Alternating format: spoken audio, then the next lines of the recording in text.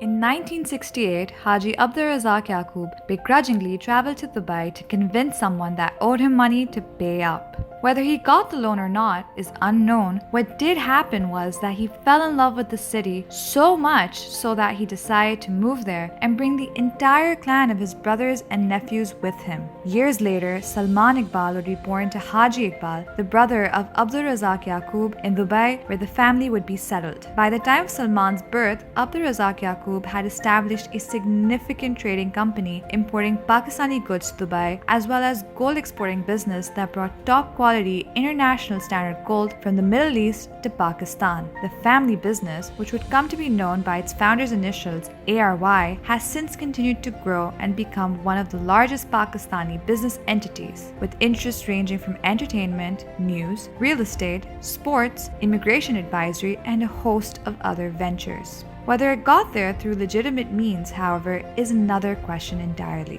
From the gold bribery scandal that involved Abdulrazak Yaqub himself to the more recent shady dealing of ARY News and Salman Iqbal, the current CEO of the ARY Group, there is much more to the group than meets the eye. Ariba, Shahid, and Abdullah Niazi tell their story. The man with the golden idea.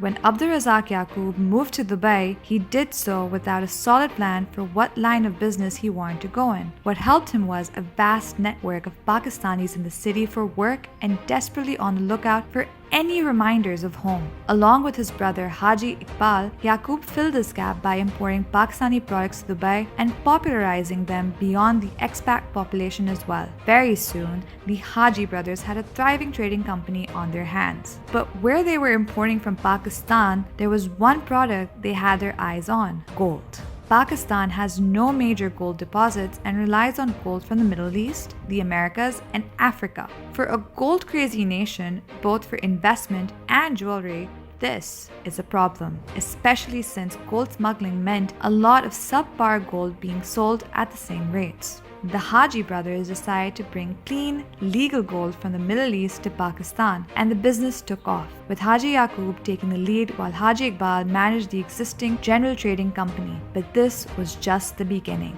ARY started off dealing for third parties until Haji Iqbal had the idea to brand their gold. They made tiny gold biscuits branded with the words ARY and Dubai, which became a hot investment in Pakistan.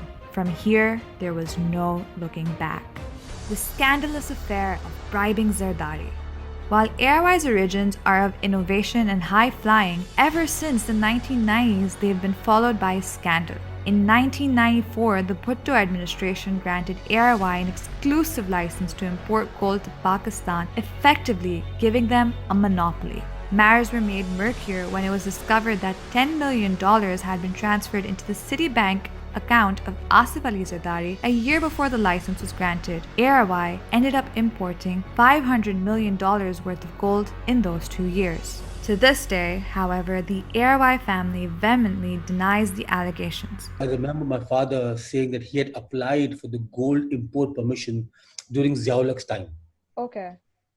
So that's how. So it was pending from Ziaulak to Nawaz Sharif to Benazir to Nawaz Sharif, and then to Benazir.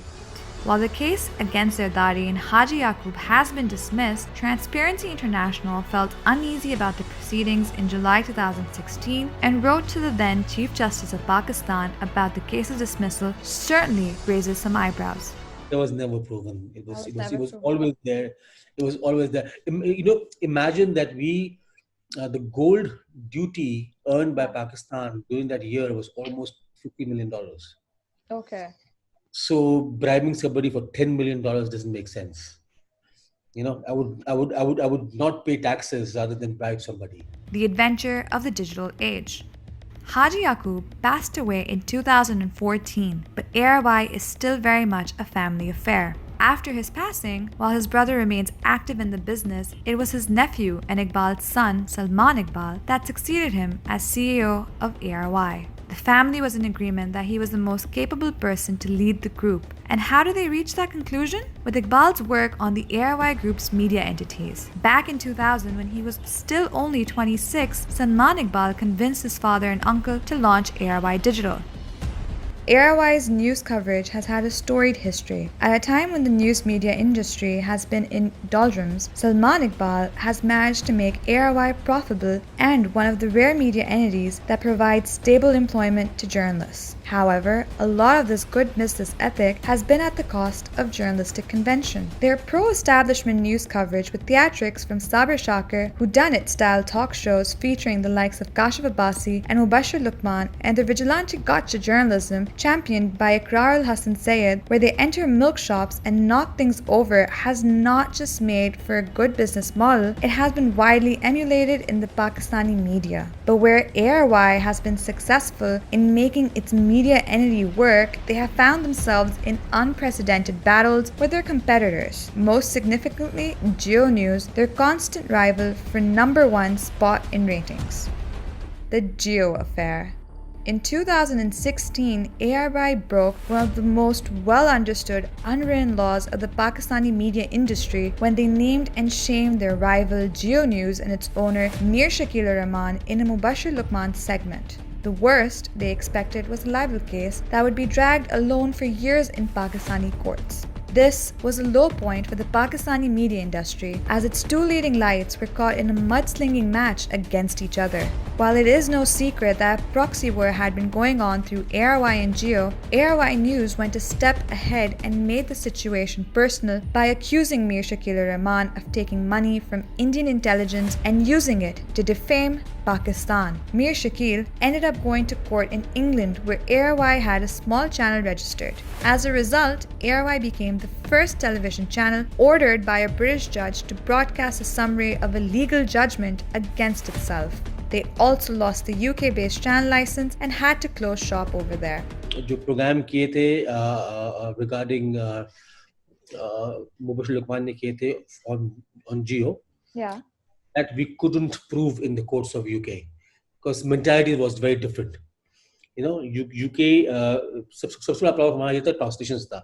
Yeah. We had to translate every single program, every single word to prove what we said was right.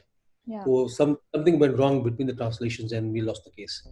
Somehow, however, none of this has stopped ARY from continuing to climb the ratings and also expanding their business elsewhere. Their portfolio, in addition to Golden Media, also includes real estate, ARY Movies, and the Pakistan Super League Karachi Kings franchise, which has made Salman Iqbal a household name. And they are always looking to expand, currently checking the waters for whether or not to acquire WorldCall. Whether the expansion was fair or not, the one thing that is obvious is that ARY is big, and under the watchful eye of Salman Iqbal, it is here to stay.